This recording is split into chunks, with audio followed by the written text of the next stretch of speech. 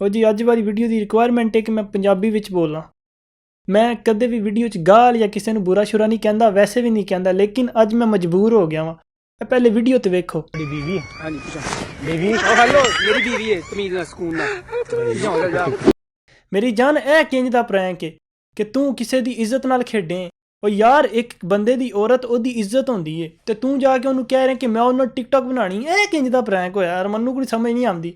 ਸਾਡੇ ਪੰਜਾਬੀ ਕਲਚਰ 'ਚ ਇਹ ਚੀਜ਼ ਨਹੀਂ ਸਮਾ ਸਕਦੀ, ਮੈਨੂੰ ਨਹੀਂ ਸਮਝ ਆਉਂਦੀ ਹੈ ਕਿੰਜ ਲੋਕ ਬਰਦਾਸ਼ਤ ਕਰ ਜਾਂਦੇ ਨੇ। ਲੇਕਿਨ ਜਿਸ ਇਲਾਕੇ ਤੋਂ ਮੈਂ ਤਲਕ ਰੱਖਣਾ ਉੱਥੇ ਤੂੰ ਹੁੰਦਾ ਤੇ ਮੈਂ ਵੀ ਬੜੀ ਅੱਗੇ ਤੱਕ ਗੱਲ ਟੁਰ ਜਾਣੀ ਸੀ। ਬਾਕੀ ਜੀ ਦੁੱਖ ਹੋਇਆ ਵੇ ਦੇਖ ਕੇ ਕਿ ਇਸ ਵੀਡੀਓ ਨੂੰ ਕਿੰਨਿਆਂ ਬੰਦਿਆਂ ਨੇ ਸ਼ੇਅਰ ਕੀਤੇ, ਕਿੰਨਿਆਂ ਨੇ ਕਮੈਂਟ ਤੇ ਲਾਈਕ ਕੀਤੇ ਹੈ।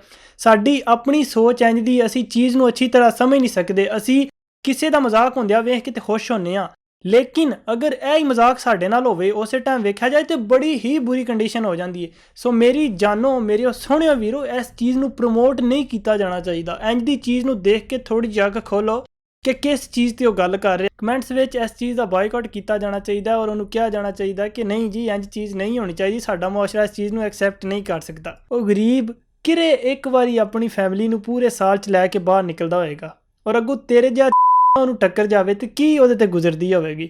ਬਾਕੀ ਜੀ stay tuned, stay positive, stay creative and use your common sense. आपका अपना उमैर आलम।